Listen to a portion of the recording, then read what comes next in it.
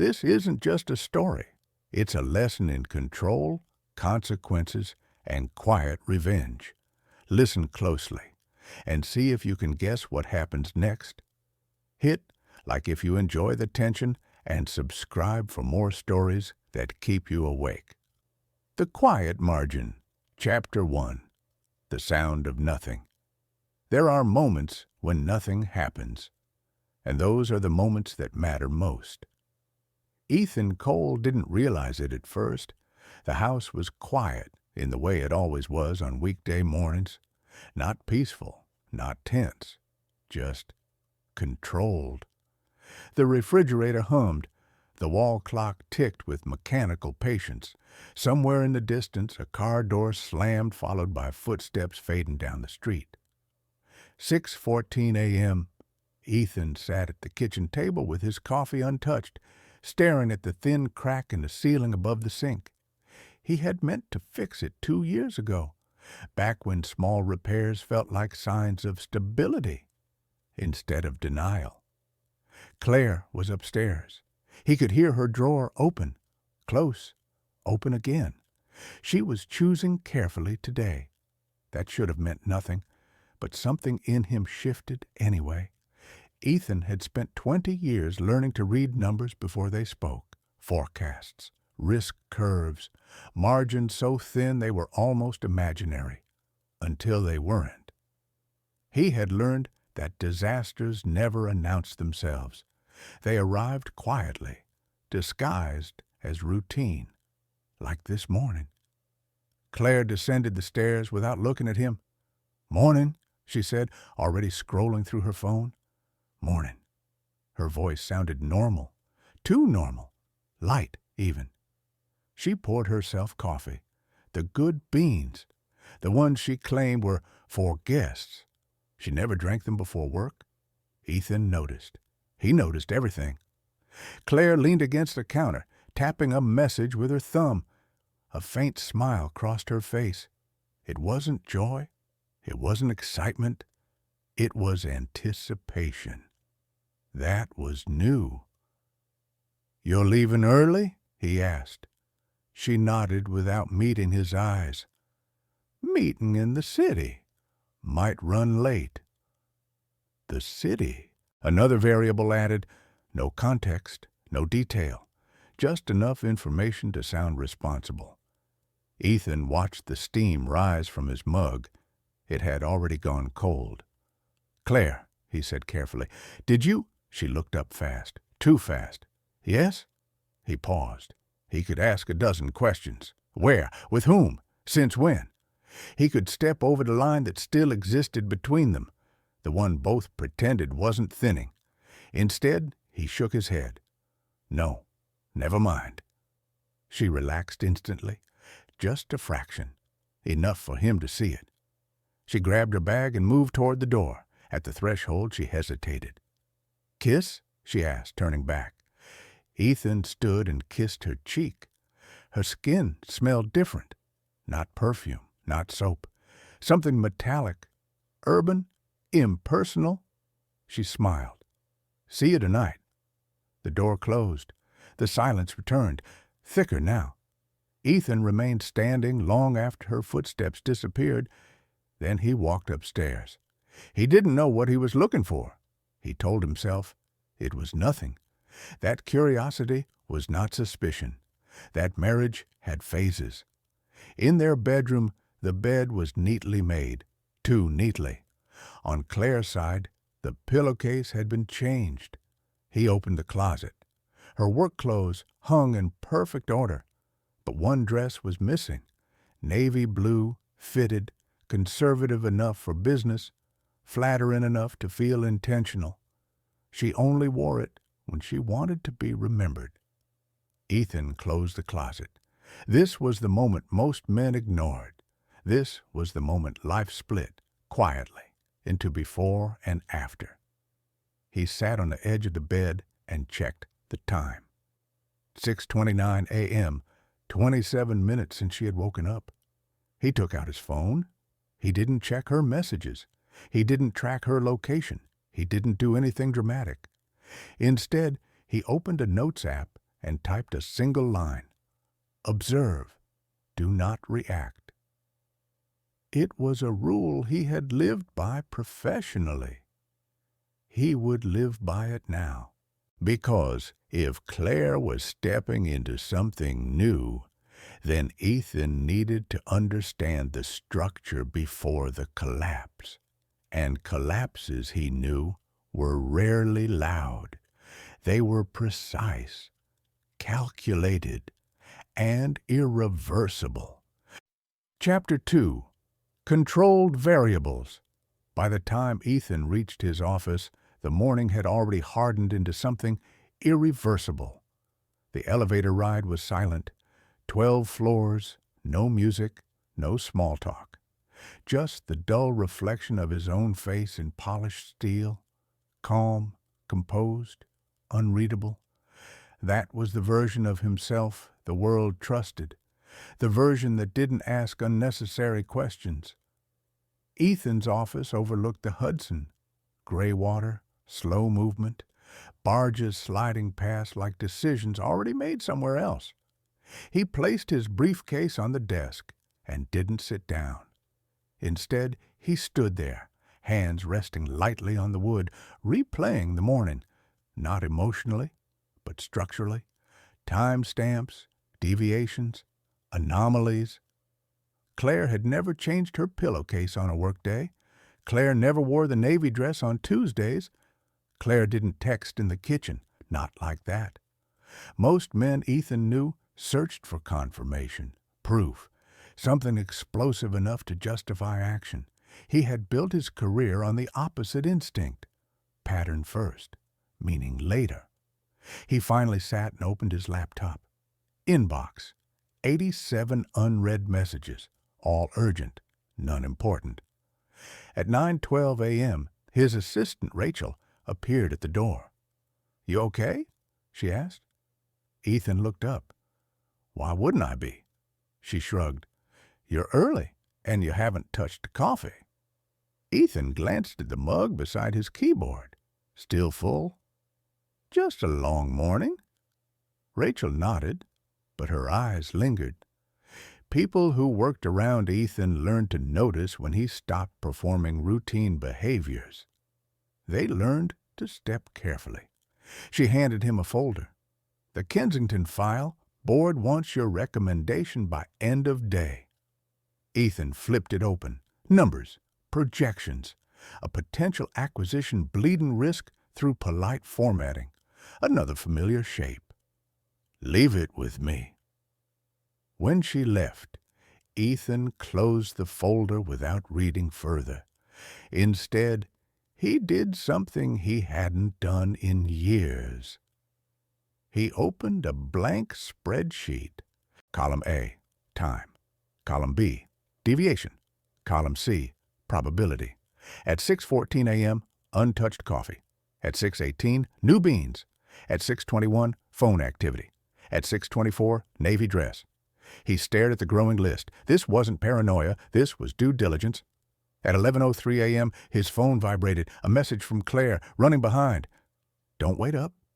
Ethan read it once, then again. The phrasing was careful, neutral, considerate, too considerate. He typed a reply. "No problem. Drive safe." He didn't add a heart. He didn't ask a question. He watched the read receipt appear almost instantly and felt the first true shift inside his chest. Not anger, not fear, relief, because uncertainty was exhausting. But confirmation, even partial, was usable. At lunch, Ethan walked 2 blocks to a cafe he rarely visited. Glass walls, neutral colors, people pretending not to watch each other. He chose table facing the door. Old habits. Halfway through a sandwich he didn't taste, a man sat down across from him. "Still reading the room before it speaks?" the man asked. Ethan looked up. Michael Reyes. Former colleague, former friend, now something undefined. "Didn't expect to see you," Ethan said. Michael smiled thinly. "You never do. That's why I show up unannounced." They ordered coffee. "Still married?" Michael asked casually. Yes. A pause. And happy. Ethan met his gaze. That's not a measurable variable. Michael chuckled. You always did hide behind numbers. And you always mistook intuition for wisdom. Michael leaned back. Careful. Intuition is what saves you when the numbers lie. Ethan didn't respond. Michael studied him for a moment longer, then nodded toward Ethan's phone. Something changed, he said. You're quieter than usual. Ethan stood and put cash on the table. Some systems fail quietly, he said. That doesn't make them less dangerous. Michael watched him leave. That evening, Ethan arrived home alone. The house greeted him with stillness. No lights, no music, no warmth. At 9:47 p.m., the door opened. Claire stepped inside, heels in hand. She froze when she saw him sitting in the dark. You scared me, she said. Ethan didn't move. What time did your meeting end? He asked. Claire hesitated. Just a second. Late. Ethan nodded, and in that second of silence, he understood something essential. The game hadn't started that morning. It had simply reached the point where mistakes became visible, and Claire had just made her first one. Chapter 3. The third name. Claire didn't sleep that night. Ethan knew because she lay beside him without moving, her breathing measured, artificial. A performance meant for an audience of one. He didn't turn toward her. The ceiling fan rotated slowly, counting time neither of them wanted to acknowledge. At 2:11 a.m., Claire shifted. You're awake, she said. Yes. A pause. I didn't mean to scare you earlier. Ethan stared at the ceiling. You didn't. Another pause. She waited for a question. It didn't come. By morning, Claire was already gone. This time, she left a note. Early meeting. Coffee on the counter. He didn't touch it. Ethan arrived at the office before sunrise. The city hadn't decided what it wanted to be yet. Reflective glass still dark, streets damp with indecision. At 7:32 a.m., Rachel knocked. There's someone here to see you, she said. Says it's personal. Ethan looked up. Name? She hesitated. Daniel Harper. The name landed softly. Too softly. Ethan didn't recognize it, not consciously, and that made it worse. Unknown variables always did. Send him in. Daniel Harper was younger than Ethan expected, mid-30s. Well-dressed, but not expensively so. The kind of man who borrowed confidence from posture rather than history. He stood too straight. Mr. Cole, Daniel said, extending a hand. Thank you for seeing me. Ethan didn't shake it immediately. Why are you here? Daniel withdrew his hand and sat. This is going to sound uncomfortable, he said, but I believe transparency is kinder than avoidance. Ethan waited. Daniel swallowed. I'm seeing your wife. Silence filled the room. Ethan noticed the way Daniel's knee bounced slightly under the desk. Fear. Good. How long? Ethan asked. Daniel blinked. How long? Ethan repeated. 4 months. 4 months. That explained the pillowcases, the late meetings, the careful texting. You should leave, Ethan said calmly. Daniel frowned. I thought you'd want details. Closure. Closure is a luxury, Ethan replied. Leave. Daniel stood uncertain. I didn't mean to hurt anyone. Ethan looked at him for the first time fully. That's rarely what causes damage. When the door closed, Ethan remained seated. He didn't feel rage. He didn't feel betrayal. He felt alignment. At 9:18 a.m., Ethan called Claire. She didn't answer. He left no message. Instead, He opened a new document. Title, Response Strategy. Step 1, confirm. Step 2, contain. Step 3, redirect. By noon, he had learned everything he needed. Daniel Harper worked in consulting, junior partner track, recently transferred, no children, recently divorced. Predictable. At 6:43 p.m., Claire came home. She froze again when she saw Ethan standing in the kitchen. He held up his hand. "Don't," he said. "Sit." She obeyed. "Daniel Harper," Ethan said. Her face emptied. "How do you—" "He came to see me." Claire's mouth opened, then closed. "I can explain." "I'm sure you can," Ethan said. "That's not the same as being necessary." Tears gathered. "It just happened." "No," Ethan said softly. "It was built." She looked at him, confused. Ethan leaned forward. "Here's what's going to happen," he said. "You will continue seeing him. You will not change your routine. You will not warn him." Claire stared.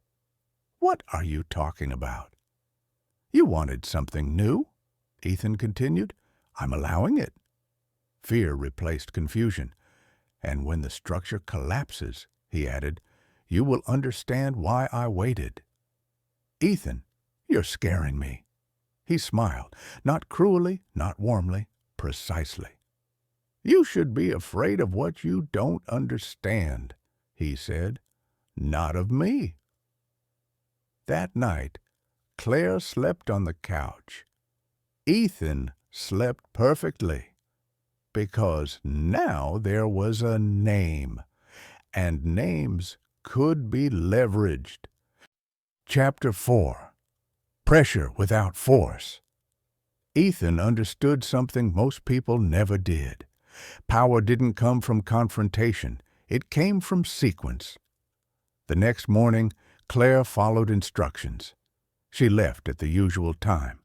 She wore something unremarkable. She didn't look at him when she passed the kitchen. Good. At 8:04 a.m., Ethan sent his first email. Not to Claire, not to Daniel, to a woman named Laura Mitchell. She ran compliance for a mid-sized consultant firm. Daniel Harper's firm. They had met years ago. A conference panel, a drink afterward, a professional respect that never needed maintenance. The email was short. "Laura, quick question. Are you still handling internal risk reviews? Need a discreet opinion." He didn't wait. He moved to step 2. At 9:17 a.m., he scheduled lunch with Michael Reyes. Michael arrived skeptical. "You don't do nostalgia lunches," Michael said, sitting down.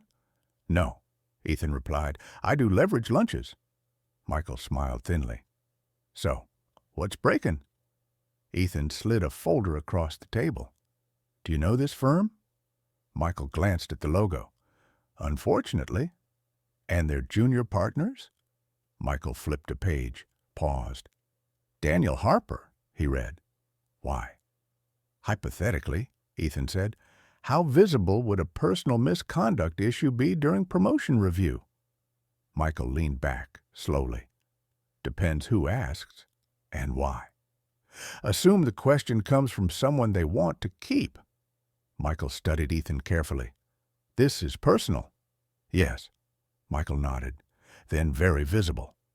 Ethan thanked him and left early. By afternoon, the machinery was already moving. Laura replied, "Still my domain. What kind of discretion are we talking about?" Ethan typed, "The kind that protects the firm from embarrassment. No lies." At 6:22 p.m., Claire texted, "Dinner with colleagues." "Don't wait," Ethan replied with a thumbs up. Then he did something new. He cooked. He laid the table. He poured wine. He let it breathe. Not for her. For himself. At 8:11 p.m., the door opened. Claire stopped short. "You made dinner?" "Yes." She looked at the table, the candles. Confusion replaced fear. They ate mostly in silence. Halfway through, Ethan spoke. "Daniel didn't tell you he came to see me, did he?" Claire stiffened. No, he didn't think he needed to. Her fork paused mid-air. He's wrong about many things, Ethan continued, but that's not your problem. What are you doing? She whispered. I'm removing chaos, Ethan said calmly, from my life. Claire's eyes filled. You're ruining him. Ethan met her gaze. No, he said. I'm letting him experience consequences he didn't calculate.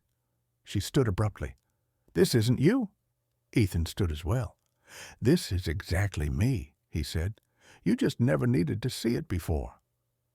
That night, Daniel Harper received an email marked confidential.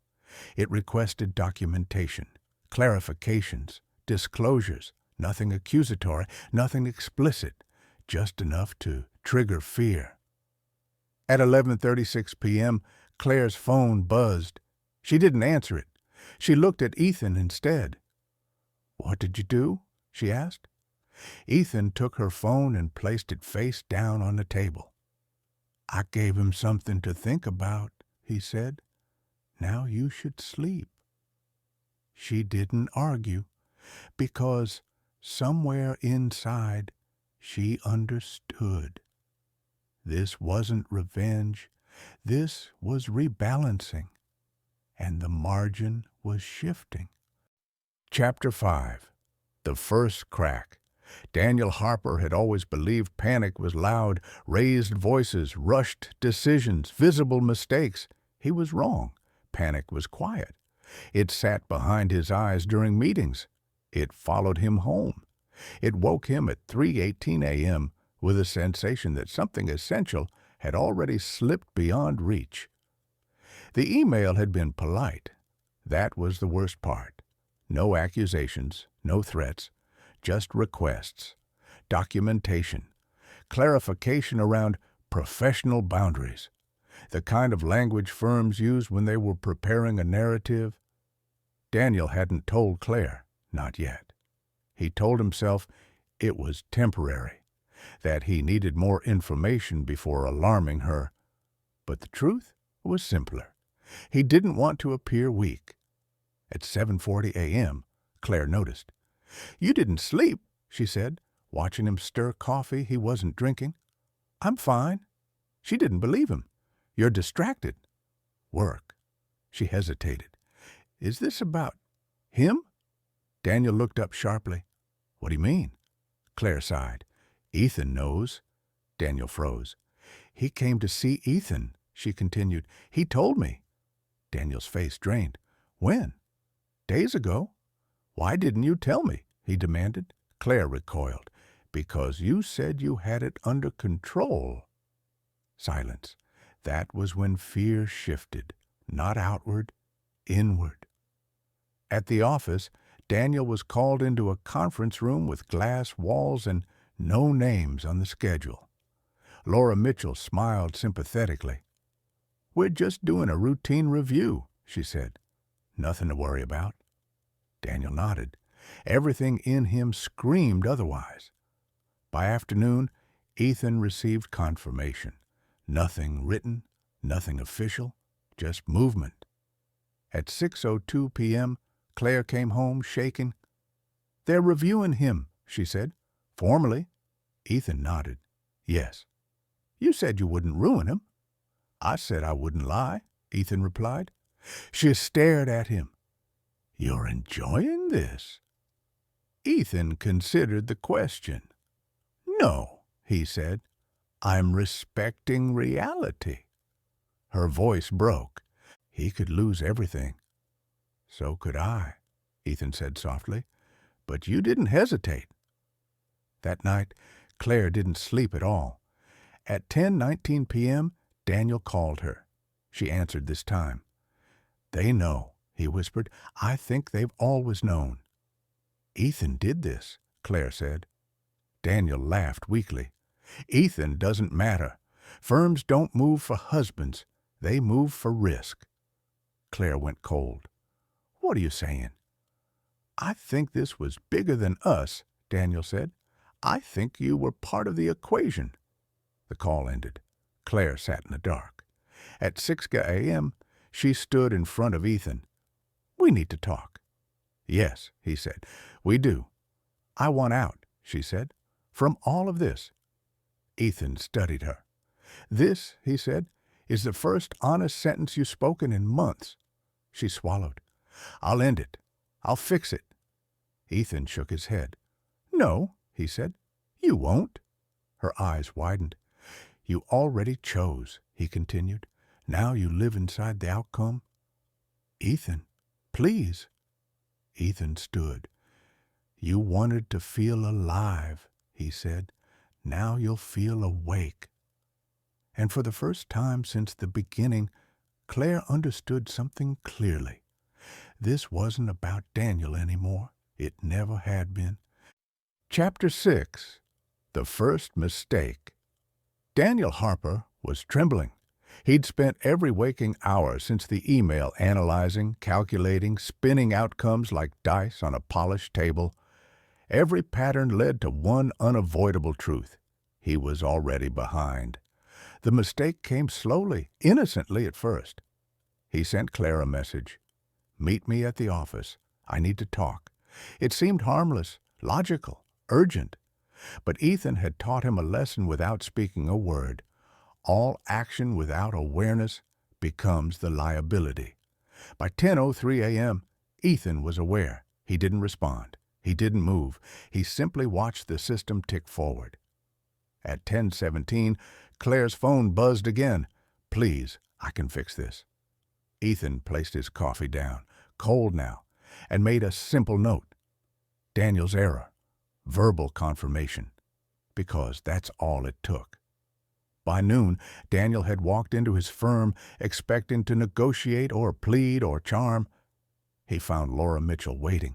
Her smile was clinical, polished, empty of judgment, but full of power.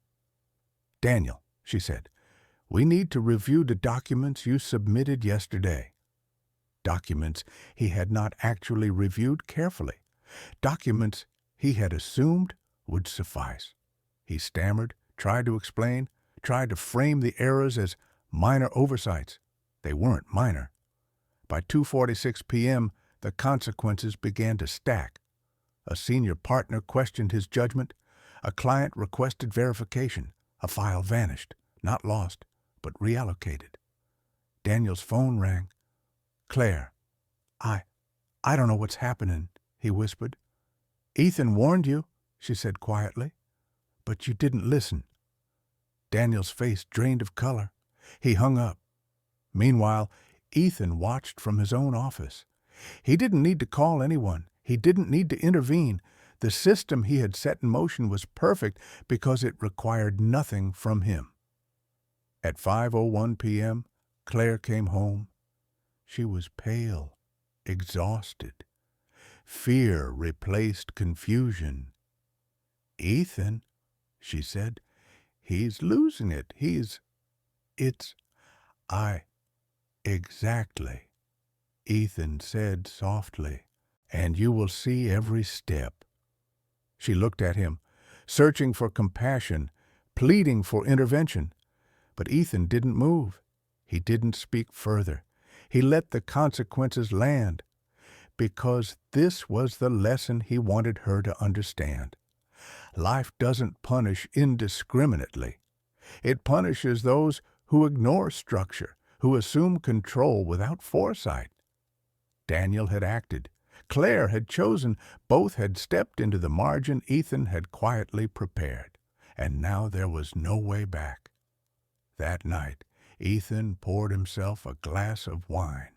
He didn't toast. He didn't smile. He simply watched the city lights flicker across the river. He didn't need noise. He didn't need drama. Everything was exactly as it should be. Chapter 7. The Point of No Return. Claire sat at the kitchen table. Her hands trembled. Coffee had gone cold hours ago. The notes she tried to write, reminders, excuses, explanations, were blank. Daniel Harper had called again, this time frantic, voice cracking. "They're auditing everything, every email, every note. I don't know how to stop it, he said. Claire listened, helpless. You're ruining him, she whispered, though it sounded like an accusation she feared would bounce back. Ethan leaned against the counter, calm, observant, unflinching. I'm not ruining anyone, he said. I'm letting them face the results of their choices. Claire stared. And me? Ethan's gaze softened slightly, precise, measured, controlled. You will live with yours, he said, every single step.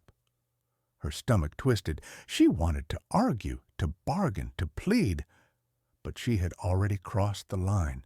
Every attempt at manipulation, every decision to conceal, every lapse in judgment had been catalogued, timed, observed. She had entered his system, and now the consequences moved with mechanical certainty. By noon, Daniel made a desperate decision. He tried to contact Ethan directly. The call went straight to voicemail. Mr. Cole is unavailable. Please leave a message. He left 3, short, urgent. Panicked, none received a response. At 3:42 p.m., a formal notice arrived at Daniel's office, pending review of professional conduct and internal compliance. No accusations, no explanations. Just a quiet, unyielding pressure. Daniel's hand shook as he reread it. He hadn't expected efficiency without aggression. Meanwhile, Claire confronted Ethan. I can fix this. I can stop him from losing everything, she pleaded. He looked at her like she had just asked him to undo gravity. Fix what? Your choices? His mistakes? He asked. You think life is negotiable? Her voice broke. You're enjoying this. I am not enjoying it, Ethan said calmly.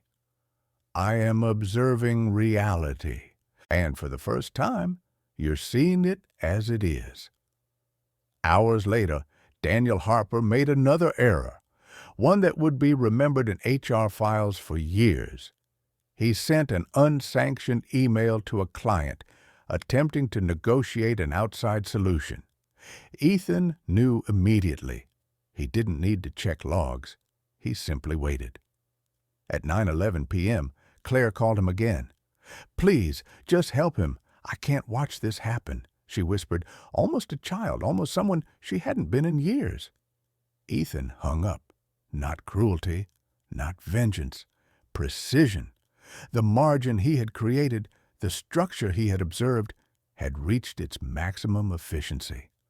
That night, Claire slept on the floor in the guest room. She didn't protest. She didn't speak.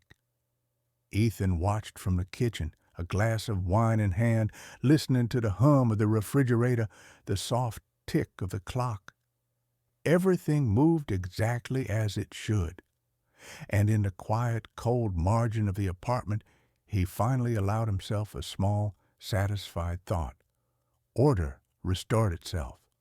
Not through shouting, not through threats, not through confrontation, through observation, through patience, through calculation, through control no one had realized existed, until it was already too late. Chapter 8. The quiet settlement. The morning was still. Ethan sipped his coffee in the kitchen as though nothing had changed. The sunlight fell in long, thin rectangles across the floor. Dust motes danced in the golden light, unaware of the tension they floated through. Claire sat opposite him, her hands clasped tightly. She had said nothing since arriving. You should leave, Ethan said. But you won't. That's what matters. Her eyes flicked to his. And Daniel? Ethan set the mug down carefully. He'll survive, professionally, just not without remembering. Claire's voice trembled. You could have done more. You could have warned him. Ethan shook his head. Warning changes nothing. Observation changes everything. You learned that. She pressed her lips together, realizing that she had. Every decision she had made had been catalogued. Every lie had been measured. Every action had created a ripple, now a wave. She could not stop. Meanwhile, across town, Daniel Harper faced the consequences. Meetings he hadn't prepared for. Emails he couldn't unsend. Trust he could no longer reclaim. By 3:17 p.m., the firm had begun quietly reassigning his responsibilities. The HR team noted a pattern of misjudgment in reports. Nothing scandalous, nothing dramatic. Just enough to make him small, careful, uneasy. And that was the point. Back in the apartment, Claire finally whispered, Why did you do all this?" Ethan leaned back in his chair, calm. Even the faintest shadow on his face suggested patience rather than anger. "Because choices have margins," he said. "You crossed yours. Daniel crossed his. And I simply allowed the natural order to assert itself." She stared at him, trying to reconcile the man she knew with the one sitting before her. He had not yelled. He had not struck. He had not shown a single outward sign of revenge. And yet, everything had changed. The house was silent. The city outside moved, as it always had. But inside, the balance had shifted permanently. Claire finally understood. There was no appeal, no negotiation, no bargaining. Ethan had simply observed, waited, and let the consequences fall where they must. She felt small, vulnerable, exposed, and that, Ethan knew, was the point. Later that evening, he poured himself a second glass of wine. The room was dim. The apartment smelled faintly of dinner, now cold. Claire watched from the couch. Words failed her. Ethan did not speak. He did not need to. Silence carried the authority no argument ever could. Outside, the city lights shimmered across the water. Inside, everything was exactly as it should be. Quiet, controlled, absolute. And in that quiet, Ethan allowed himself the smallest, most deliberate thought. Some people survive their mistakes. Some people don't. And some people simply learn. Claire did. Daniel would. And Ethan, he had never been more awake. Chapter 9. The quiet conclusion. The apartment was still. Claire sat on the couch, shoulders hunched, her hands twisted in her lap. Outside, the city moved as usual, but inside, the rhythm was different. Slower, heavier, inevitable. Ethan moved quietly through the kitchen, placing a single glass of wine on the table. He didn't offer one to Claire. She didn't ask. She had learned to wait. "Do you regret anything?" she asked finally, voice small. Ethan considered the question, carefully, deliberately. "No," he said. "Regret implies reaction. Observation does not." Claire swallowed. She understood. Every choice she had made, every lie, every omission had been observed. Every ripple had landed exactly where it should. She was no longer in control. She never had been. Meanwhile, Daniel Harper faced the final consequences. By morning, his work responsibilities had shifted permanently. Colleagues no longer sought his counsel. Clients no longer trusted his judgment. The subtle notes, quiet observations, and precise measures Ethan had set in motion had ensured that Daniel's confidence, once unshakable, now wavered with every interaction. He was still employed, still walking the halls of the firm, but he had learned something vital and terrifying. Control is an illusion, and missteps are never forgiven in silence. Back in the apartment, Claire finally spoke again. I didn't realize." "You didn't," Ethan said gently, "and now you do. That is enough."